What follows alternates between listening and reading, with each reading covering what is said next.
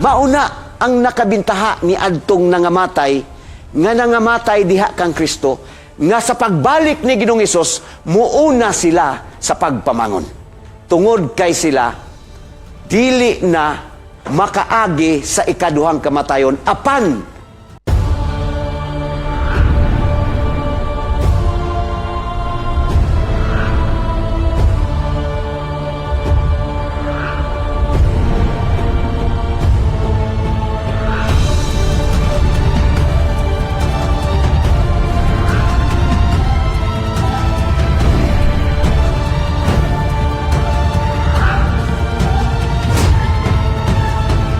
amahan nga balaan, nining taknaa, sa makausapan nagaduol kami kanimo. Magsugod na usab kami ning lain nga gabi sa among pagtuon sa imong mga pulong. Tuguti Ginoong Dios nga ang matag usa ka namo mapuno sa imong balaan nga espiritu. Aron sa ingon niini, among masabtan ang imong mga pulong ug labaw sa tanan, among dawaton ang kamatuoran, ang kaluwasan nga among makaplagan diha lamang kang Ginoong Hesus. Salamat sa imong pagtubag sa among pagampo ug sa imong pakiguban kanamo. Kay kini among ginahangyo, pinaagi lamang sa ngalan ni Hesus nga Nazaretnon. Amen. So karon nga gabi mga kaigsunan, ang atong topiko mahitungod niining 1,000 ka tuig nga kalinaw. Ang maayong balita mahitungod niining 1,000 nga kalinaw diha kauban sa atong Dios. Unsa man ning 1,000 years. Dunay daghang mga pagtulunan mahitungod sa 1,000 ka tuig. Dunay mga biblical method of interpreting prophecy nga gusto na ko isgutan ni ining kagabion kay maghubit kini mahitungod sa atong pagtuki o pagsabot kung unsa gyud kining 1,000 ka tuig.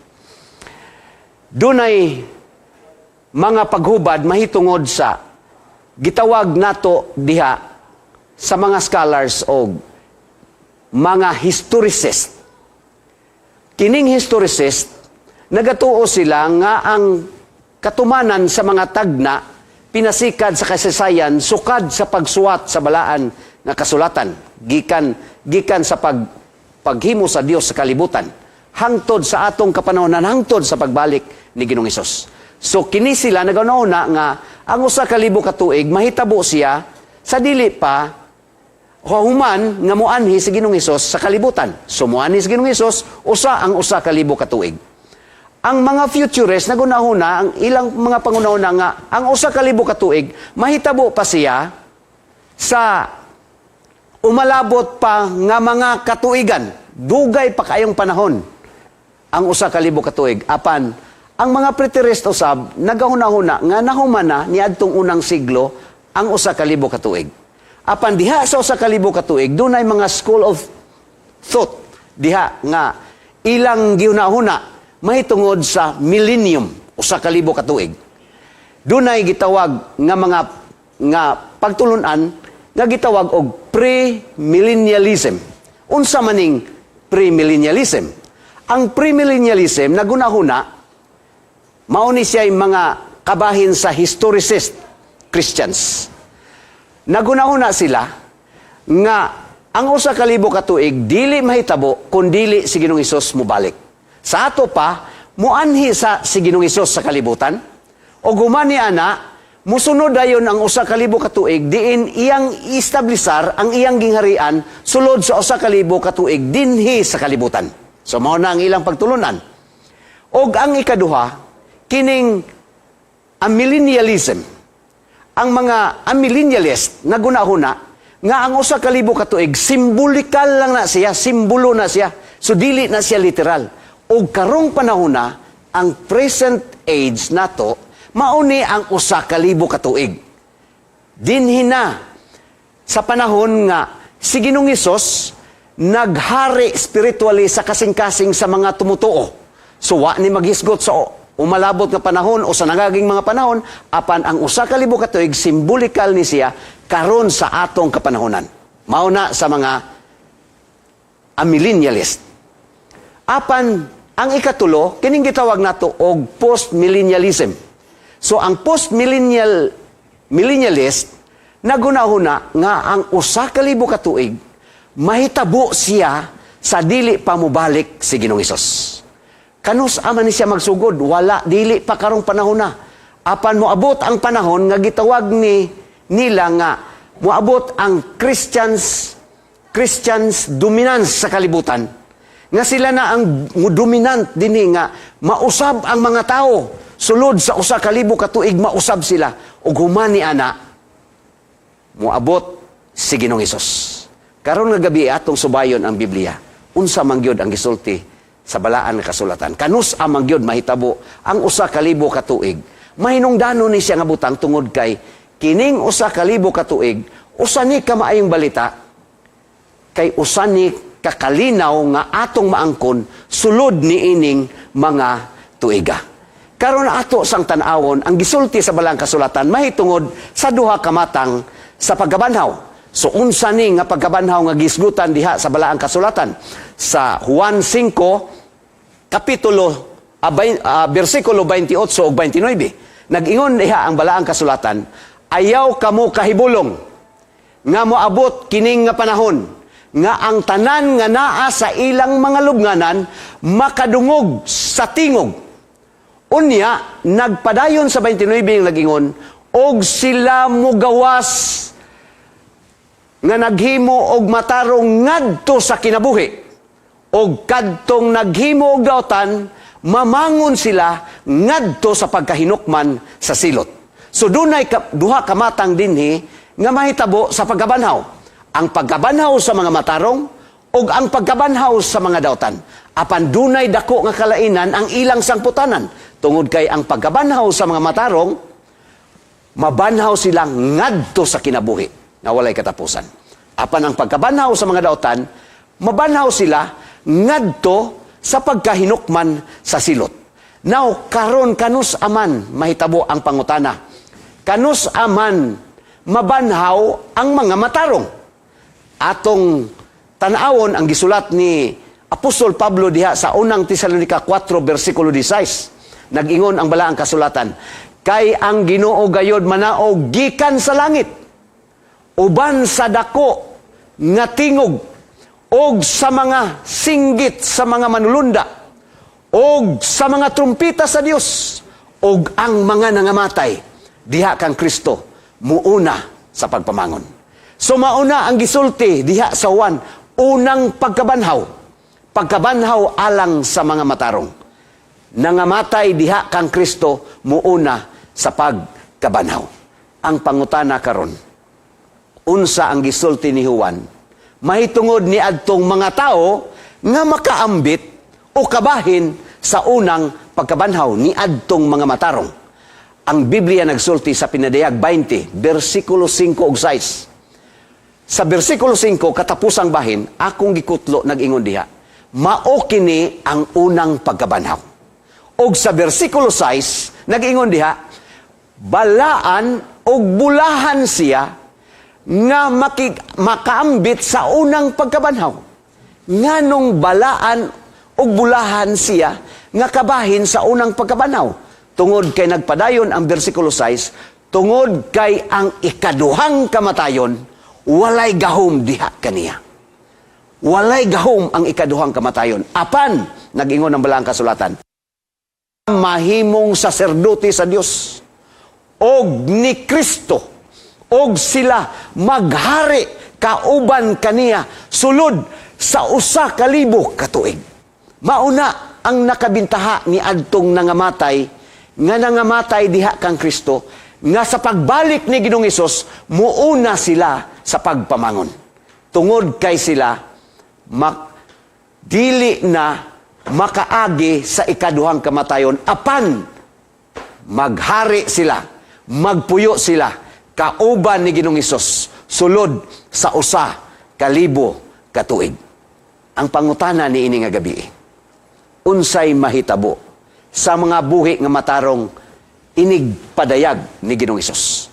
Tungod kay sa iyang pagpadayag, ang mga matarong nga nangamatay mabanhaw sila. Apan ang mga buhi Nag-ingon ang unang Tesalonica 4, versikulo 17. Nag-ingon ang balaang kasulatan. Unya kita nga mga buhi pa nga mahibilin. Dili mo una kanila nga nangamatay. Apan kita pagasak gawon sa mga panganod, kauban kanila, sa ato pa, kauban ni adtong nangamatay nga gibanhaw, unya makigtagbo ta sa Ginoo diha sa kahanginan. Og nag-ingon ang katapusan nga bahin sa versikulo 17. Og kita makig-uban na sa Ginoo sa tanang panahon. Mauna ang nindot tungod kay kita nga mga buhi inigbalik ni Ginoong Hesus kauban ni adtong iyang gibanhaw, iyatang kuyugon og makig-uban sa Ginoo hangtod sa walay katapusan.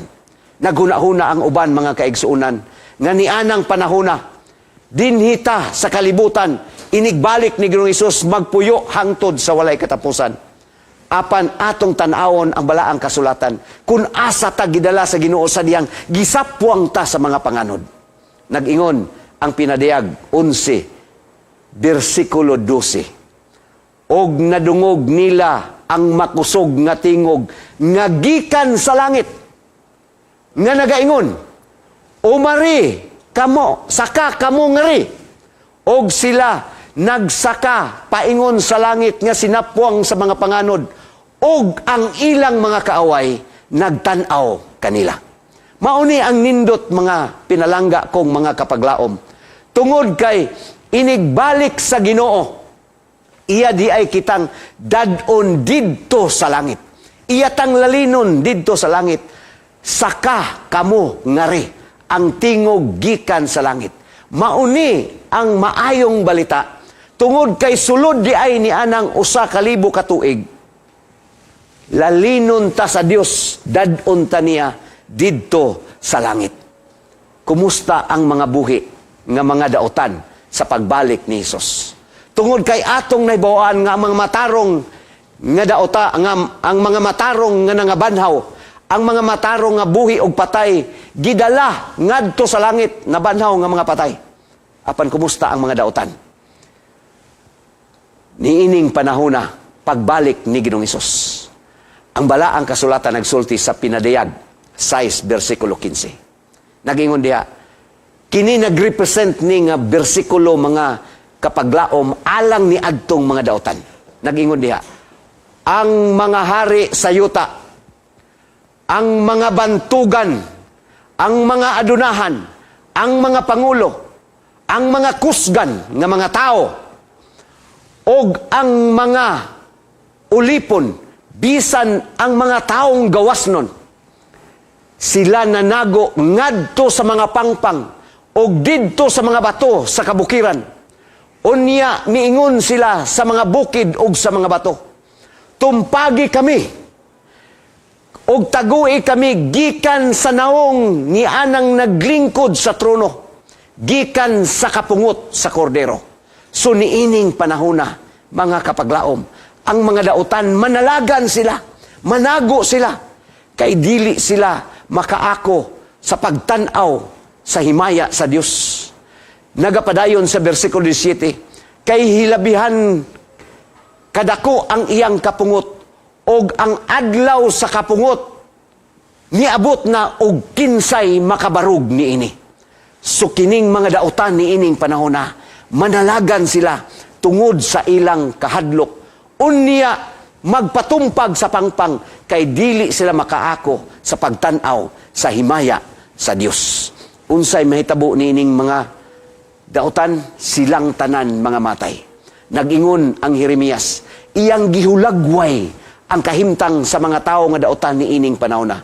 Sa kapitulo 25 versikulo 33, ni anang adlawa sa pagbalik ni Ginoong Hesus, ang mga pinatay sa Ginoo hilabihan kadaghan, mulukop gikan sa usa ka tumoy sa yuta hangtod sa laing tumoy sa yuta. Unya nag-ingon ang balaang kasulatan, dili na sila pagahilakan, dili na sila igalubong, dili na sad sila pagatapukon, mahimo silang kinalibang ibabaw sa yuta. Mauni ang mahitabo sa mga dautan ni ining panahona. Maasa ang pangutana, asa ang mga dautan nga mga nangamatay inigbalik ni Ginoong Hesus. Asa man ni sila paingon? Unsay mahitabo kay nangamatay man sila pagbalik ni Ginoong Hesus human sa ilang kamatayon? Nagingon ang pinadayag 20 versikulo 5. Apan bahin sa mga nangamatay, kini sila dili pa mabuhi pag-usab hangtod matapos ang 1,000 ka tuig. Buot ipasabot mga kapaglaom, mga higala, ang mga dautan magpabilin sila nga patay sulod sa 1,000 ka tuig. Ang pangutana karon, unsa ang buhaton sa mga matarong nga gidala sa Dios didto sa langit sulod ni ining 1,000 ka tuig? Unsa may dangatan nila dito sa langit kay gilalin man ang mga matarong, ang mga dautan nagpabilin nga patay dinhi sa kalibutan. Atong tanawon ang balaang kasulatan kay iyang gisaysay kung unsay mahitabo sa mga matarong nga tua didto sa langit. Nagingon ang 20 versikulo 4 sa Revelation, og akong nakita og sila nga naglingkod niini, gihatag kanila ang kagahom sa pagpanghukom. Sa ato pa kining mga tawhana nga matarong gihatagan sa Ginoo og katungod sa paghukom. Og akong nakita ang mga kalag ni adtong gipamunggutan sa ilang mga ulo tungod sa ilang pagpamatuod kang Ginoong Hesus og sa pulong sa Dios. Unya kini sila wala magsimba sa mananap nga papintas og sa iyang hulagway. Og kini sila wala mudawat sa marka sa ilang mga agtang og sa ilang mga kamot. Og sila, mao ni ang nindot mga kaigsuonan, mga kahigalaan. Og sila mabuhi og maghari kauban ni Kristo sulod sa 1,000 ka tuig. So ang mga matarong didto sa langit nga gidala ni Ginoong Hesus, didto sila mahimong maghukom sulod sa 1,000 ka tuig og maghari sila ni anang panahon na kauban ni Ginoong Hesus. Mupuyo sila didto sa langit sulod sa 1,000 ka tuig. Unsay gisulti sa Biblia mga kaigsunan? Bahin ni adtong mga tao nga nakaambit sa ikaduhang pagkabanhaw, bulahan, unang pagkabanhaw rather, bulahan o balaan siya nga makaambit sa unang pagkabanhaw. Nga naman, kay ang ikaduhang kamatayon, wala na'y gahom diha kanila.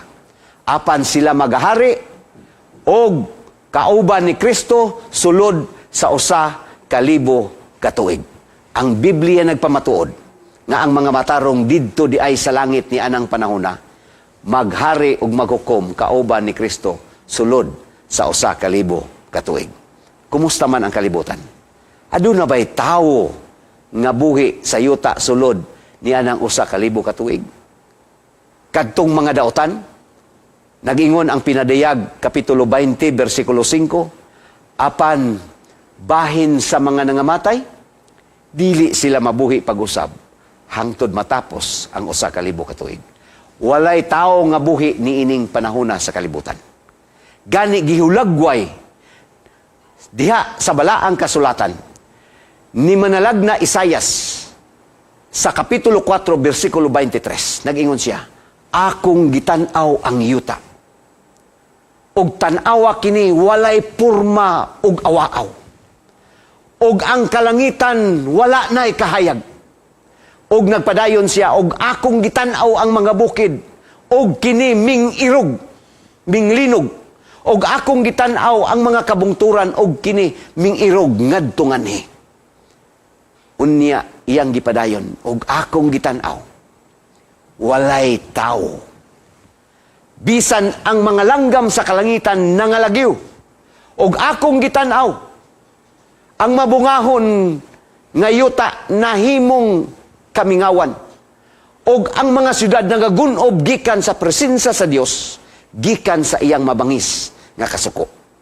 Maunay gihulagway ni Jeremias mahitungod sa kalibutan sulod sa 1,000 ka tuig. Apan ang mga matarong didto sa langit nakatagamtam sa kalipay o kalinaw sulod niining usa ka libo ka tuig.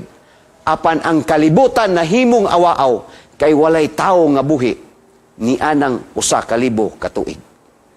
Nganuman, tungod kay silang tanan nagpabilin nga patay. Unsay mahitabo ni Satanas sulod ni ining usa ka libo ka tuig. Naa diha nagsulti ang balaang kasulatan sa 20 bersikulo 2 og ilang gidakop ang dragon, ang karaan nga serpente nga mao ang yawa nga si Satanas o gigapos siya sulod sa usa ka libo ka tuig. Ni ining panahona, sulod sa usa ka libo ka tuig, ang yawa gidakop o gigapos. Og ang Biblia nagsulti sa bersikulo 3, og siya gitambog ngadto sa bungaw nga walay kinutuban. Unya gitakupan kini og gisilyuhan aron dili na siya makapesalaag sa mga nasod sulod sa usa ka libo ka tuig. Buot ipasabot mga kapaglaom nga sulod di ay sa usa ka libo ka tuig samtang ang matarong didto nakabaton og kalinaw didto sa langit. Ang mga dautan nagpabilin nga patay, ang yawa na himong binilanggo sa kalibutan kauban sa iyang mga manulunda tungod kay silara ang nia dinhi sa kalibutan ni anang panahona. Sulod sa usa ka libo ka tuig. Ang pangutana, kumusta man tong mga dautan nga nangamatay? Doon na pa ba'y tsansa nga mabuhi sila pag-usab? Ang Biblia nagsulti sa Pinalag 25, apan bahin sa mga nangamatay, dili sila mabuhi pag-usab hangtod matapos ang usa ka libo ka tuig. Buot ipasabot, sa dihang natapos na ang usa ka libo ka tuig, ang mga dautan, mga banhaw, gikan sa ilang kamatayon. Human sa usa ka libo ka tuig. Ug unsay nahitabo ni adto mga matarong nga tuwa sa langit gidala ni Ginoong Hesus nga nakatagamtam sa kalinaw sulod sa usa ka libo ka tuig. Sumala sa pananaw ni Juan Revelador sa Revelation 21 verse 2. Og ako si Juan, nakita nako ang balaan nga syudad, ang bag-ong Jerusalem, nga nanaog gikan sa langit, gikan sa Dios, nga gidayan-dayanan, ingon nga usak kapangasawunon ngadto sa iyang pamanunon.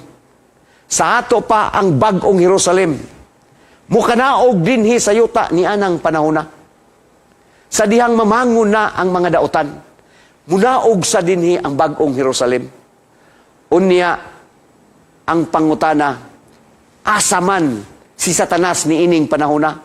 Inig kanaog na sa syudad, human sa usa ka libo ka tuig. Inig kabanhaw na sa mga matarong, ang mga dautan. Nag-ingon ang balaang kasulatan, Revelation 27. Unya, kung matapos na ang usa ka libo ka tuig, si Satanas pagabuhian gikan sa iyang bilangguan. Ang mahitabo, mga kapaglaom, nga ang yawa mahimo siyang binuhian gikan sa iyang bilangguan, tungod kay ang mga dautan human sa usa ka libo ka tuig, mamangon gikan sa ilang kamatayon. Ang mga matarong mukanaog gikan sa langit, paingon dinhi sa yuta. Ang yawa o ang iyang mga manlunda, sama nga binuhian na dinis kalibutan. Unya ang balaang kasulatan, nagsulti sa Pinadayag 20 versikulo 8. Og siya mugawas, aron iyang pahisalagon ang tanan nga mga tao, ang mga kanasuran, gikan sa upat ka corner sa kalibutan. Sa ato pa, sa upat ka suok sa kalibutan, iyang paisalagon ang daghang mga tao. Unya iyang tawgon sila sa pagpakigubat. Nagitawag kini, pagkatawgon niya, ang Gog og ang Magog. Og tapukon silang tanan sa usa ka pagpakigubat. Og nag-ingon ang bersikulo 8, ang ilang gidaghanon, sama sa bunbun sa dagat. Hilabihan kadaghan sa mga dautan nga mamangon ni ining panahona human sa usa ka libo ka tuig. Giulagway ni Juan nga sama sa bunbun sa dagat.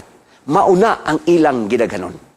Unya ni ining panahon na, ang yawa mo pahisalaag kanila sa ikaduhang higayon. Human sa ilang pagpamangon ang mga dautan, pahisalaago na pud sila ni Satanas. Unya ingnon sila sa yawa, atong ilugon kanang balaan nga syudad nga inyong nakita, og kitay mo puyo og atong angkunon kanang syudara. Mao nga giulagway ni Juan diha sa pinadayag 20 bersikulo 9. Og sila miadto ngadto sa kinatumyan sa yuta, og ilang gilibutan ang kampo sa mga balaan, ang hinigugma nga syudad. Mauni ang gihimo sa mga dautan, pinanguluhan ni Satanas. Ilang gisulong ang balaan nga syudad, ilang gilibutan ang hinigugma nga syudad, ang kampo sa mga balaan.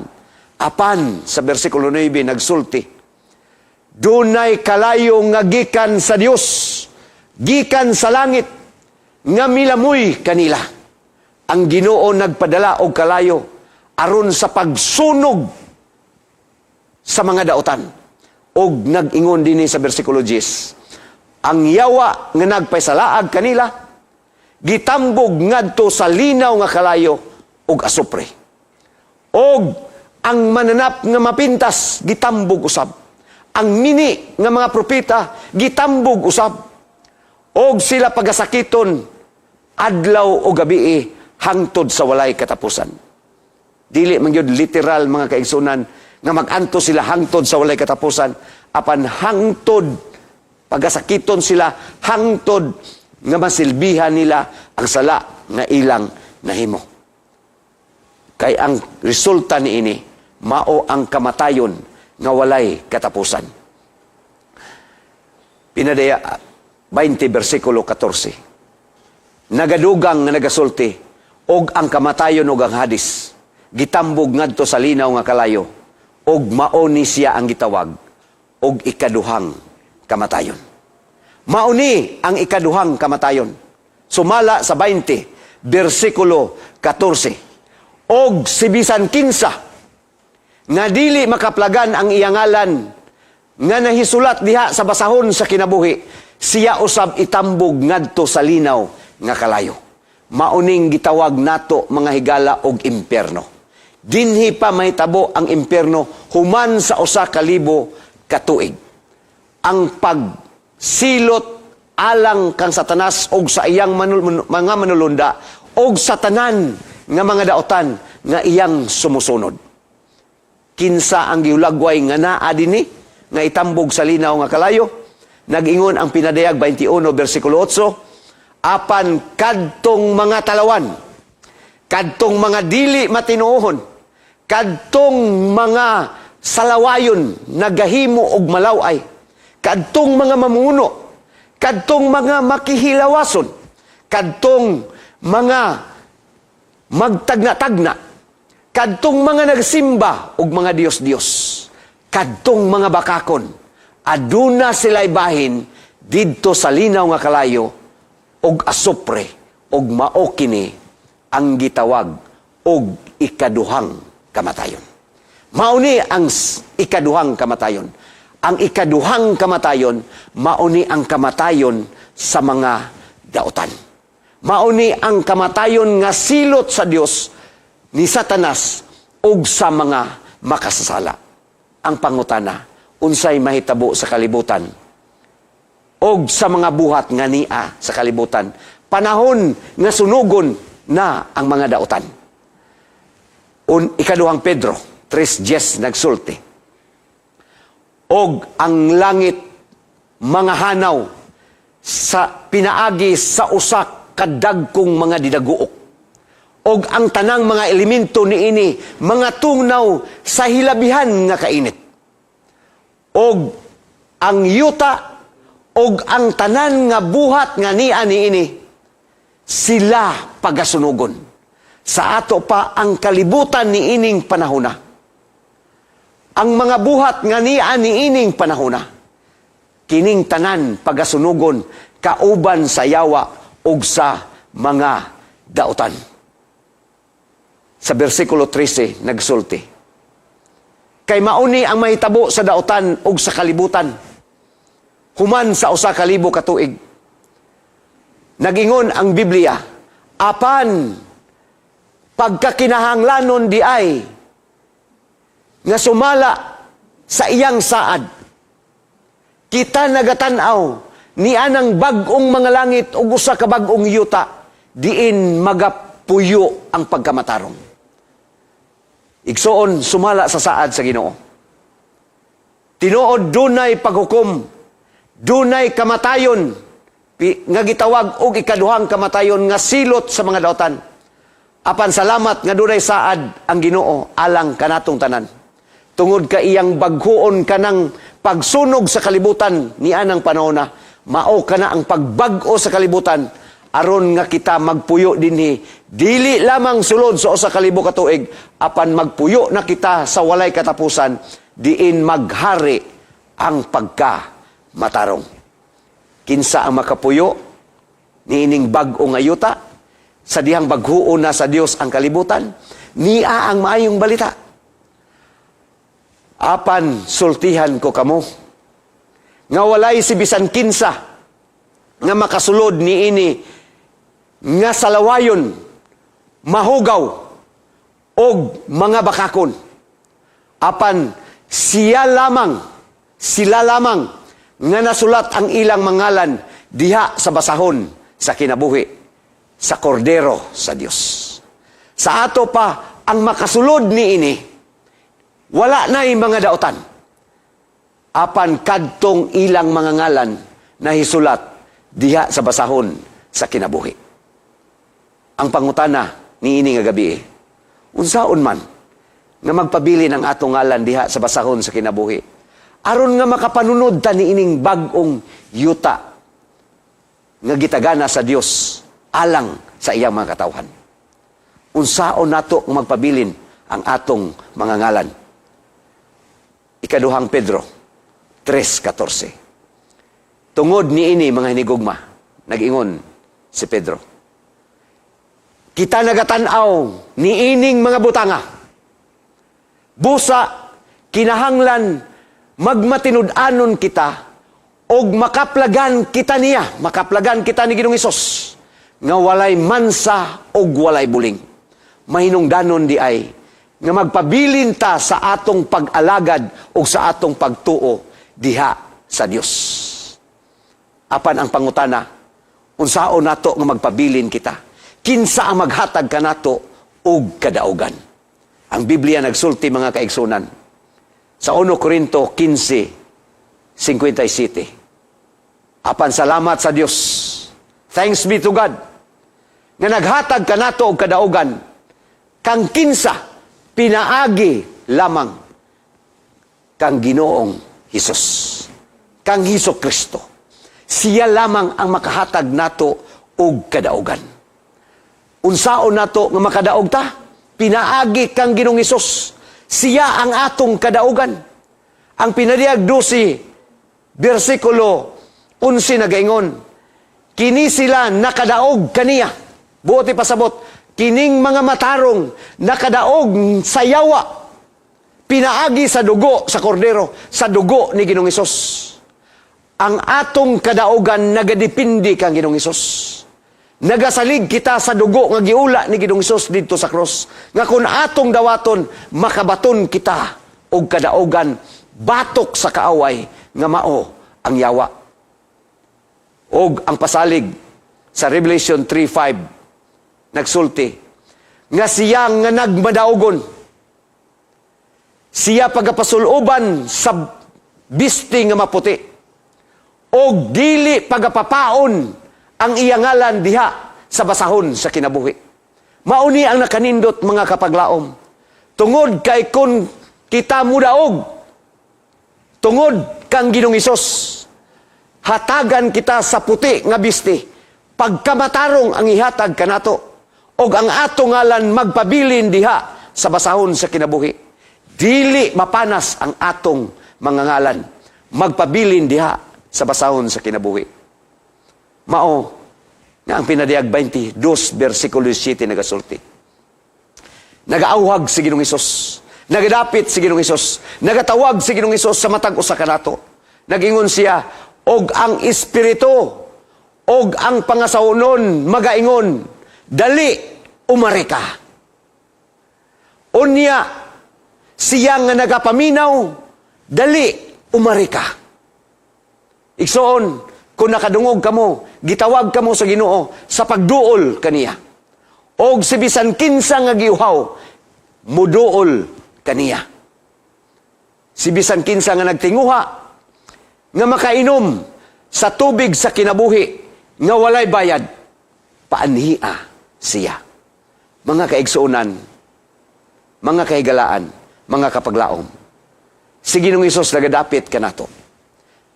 Iyang gipasundayag ang usa ka maayong balita alang kanato ni ini nga gabi. Si Ginoong Hesus nag-andam og puloy-anan didto sa langit. Diin magpuyo kita sulod sa usa ka libo ka tuig.